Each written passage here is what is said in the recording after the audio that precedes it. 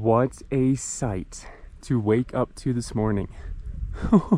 That's the Savage Mountain right there in all of its glory. But anyways, good morning. It is day 6 of climbing K2. Feeling way better today. Got some rest last night, of course. Yesterday was absolutely brutal. I felt awful. But anyways, because we've just been going at it for the last 5 days pretty consistently, and so, you know, I'm still not fully rested, so I'm glad about this. But we're gonna have mainly a rest day today, but I did want to show off our base camp because climbing with Madison Mountaineering, and they do an excellent job of making sure that your stay in base camp is pretty solid. So that way when you go up on the actual mountain, you're feeling refreshed and ready to climb. That is especially true considering you never have any idea how long you will actually be in base camp for. As I've stated earlier in the series, one of the main causes of death on any high altitude climbing expedition is the altitude. Anyone climbing K2 this year will need to stay at base camp until their body is properly adjusted to the thinner air there, and once it has, they'll begin climbing K2 but not to the top. By reaching lower high points on the mountain and turning back, their body will create more red blood cells, which will help them continue adapting to the altitude for a future summit push. After getting on the mountain for the first time, they'll come back to base camp to recover, wait for who knows how long until an optimal weather window appears, and then they'll finally make a push all the way to the summit. Alrighty, tour time. This place is absolutely sick. I mean, first of all, I'm just gonna show off where we're sleeping right now. We got these really nice box tents right here, which is much nicer than the lay down tents that we've been in the last couple of nights. As you can see, whole team is in these, and we've just got a beautiful view of the climb right here. Now, fortunately, yeah, K2's gotten a bit more commercialized, and we've got a lot more supplies up here than it used to be, which is very nice. But this is my little crib right here.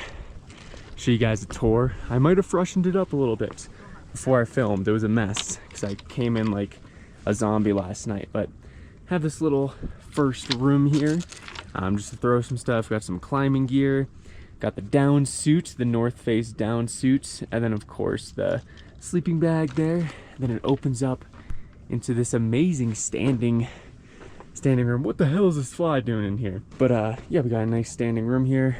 Got the bed, got a pillow, this nice little cot, which is super nice to sleep on versus a sleeping pad, which usually is not very comfortable.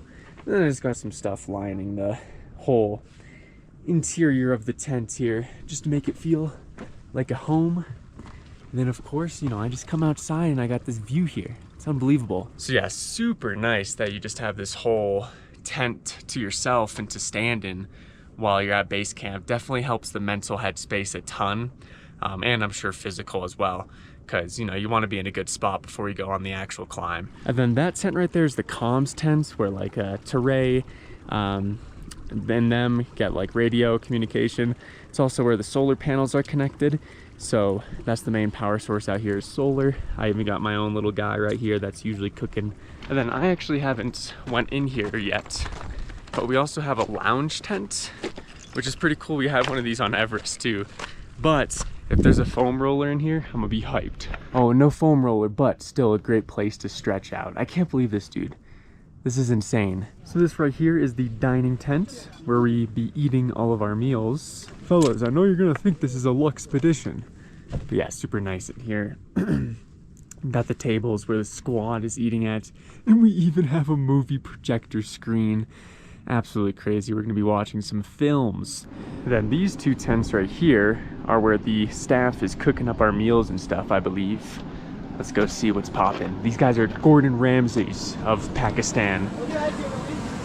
Oh, hey, you guys are amazing chefs. Thank you so much. Thank you.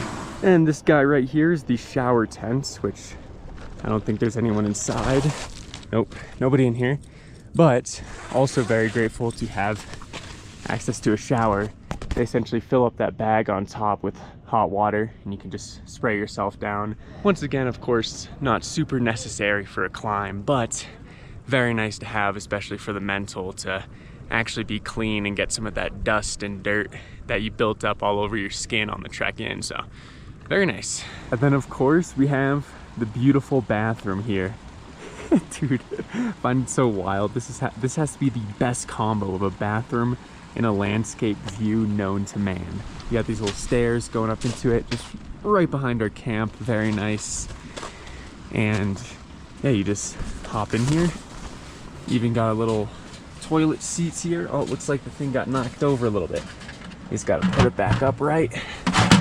And then you go inside, put up the lid, go inside, and essentially whatever you're doing goes into this barrel underneath, and then some absolutely tough porters have to carry it out. So yeah, there it all is together, our wonderful camp and home for the next 30 days or so. As always, massive respect to the porters and the Sherpas who pretty much set all of this up. The Sherpa team that we're going to be climbing K2 with has already been up here for the last week, just grinding to get everything set up. So literally would not be possible without them. So we're not getting any reception here, and there's no Wi-Fi. Starlink is banned. It makes no sense. But essentially there's a cell tower all the way down there, and we're not getting good enough service from it right here. But rumor is, if you go to this boulder all the way on the other side of camp, you apparently can get some service there. So I'm gonna try to reconnect with the world, head over there, make a little trek. Might as well get moving anyways. But I might as well take the opportunity to check out some of the other camps and also just admire K2's aura. Like, come on, brother. Okay, never mind. I have to take a small detour back to our camp and use the bathroom.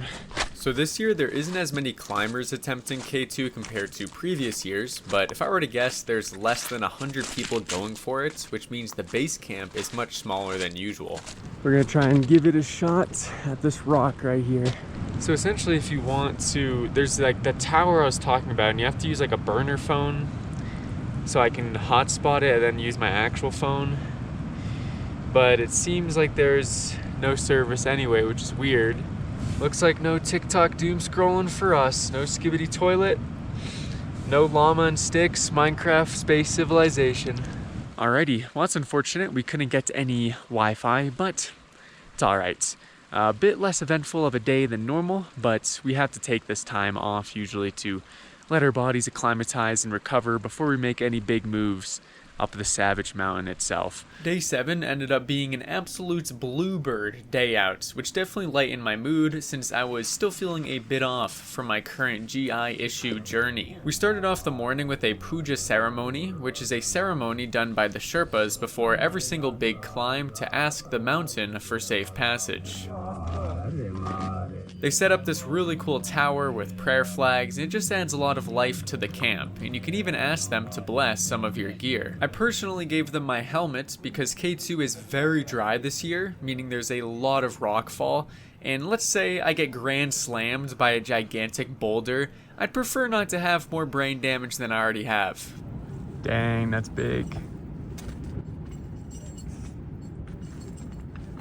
Anybody at the Wi-Fi rock? Kind of heard it. Did you hear it? Well, I heard it, but sometimes it can be way louder than they're way smaller than that. Who are we here with right now? Here to base camp. You're in base camp with Furba? About to do some training, eh? Yeah, from today we have to do some activities. Some activities. Gotta stay moving, you know? It's good for Yes. acclimatization. Yes. This man right here had me hustling on Everest all the way to the summit. And He's fast. And ready for K2.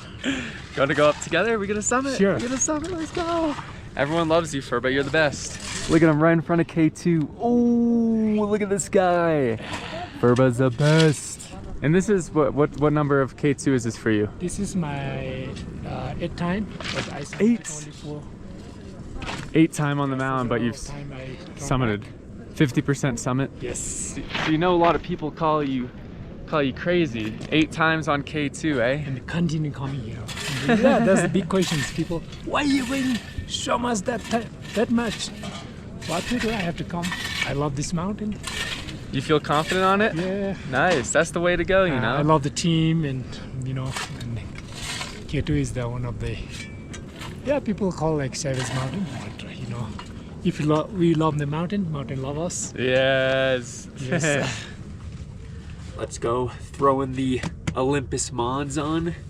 Big boots here. So you may be asking, why am I putting on my big boots? And why am I completely kitted out with my North Face climbing gear? Well, essentially today is a rest day as we just got to base camp, but we are going to still get moving and head out onto the glacier to train on some ice pinnacles, which I've been pretty excited about. As you can see, all of these ice pinnacles are much tinier than usual because of how dry and warm it's been, which once again makes the climbing routes very dangerous with rockfall. Alrighty, currently making our way to the ice pinnacle zone. Gonna get some cool little training in. 2 little obstacle courses. Dang, these look pretty fun, making the most of this dry weather, eh? Helmets on for mom. The plan for this session is really just to refresh ourselves on ascending and descending fixed lines. Because most climbing outside of the Himalayas is done in alpine style, it's really easy to forget how to climb fixed lines like you do on Everest or K2. Essentially, this is the gist of it in how you climb K2. You use these ropes, which have been fixed in place by Sherpas all the way from advanced base camp to the summit. The first thing you do is take your ascender, the object I'm holding right now, simply slide it up the rope as you climb, and because of the teeth in the device, it will bite down and prevent you from falling backwards. This makes climbing big mountains way safer and easier, and has even dropped the death rate on several 8,000 meter peaks significantly, just like K2. Of course, people still die from fall. As you can see, we're on an anchor right now where you do have to take your ascender off and put it onto the next section of rope. If you messed up here or fell here, and you didn't have a safety on, you theoretically could fall still. Let's go. Looking heroic right here. K2 in the back. The other and more likely instance where you could die is on the descent. Using this golden little device here called a figure 8, or you can use an ATC, you can thread the rope through to create friction, and by leaning on it and slowly lowering yourself, you can actually descend vertical slopes safely and efficiently as long as you do everything right. And there you have it, rinse and repeat. That's how you climb K2. If a tourist like myself can do it, so can you. Like I said, if you do everything right, you should not take a fall on the fixed lines. And all of this just goes to show how heroic the Sherpas are who set up the ropes in the first place, and how 99% of people who have climbed an 8,000 meter peak wouldn't have been able to do it without them. Killer content.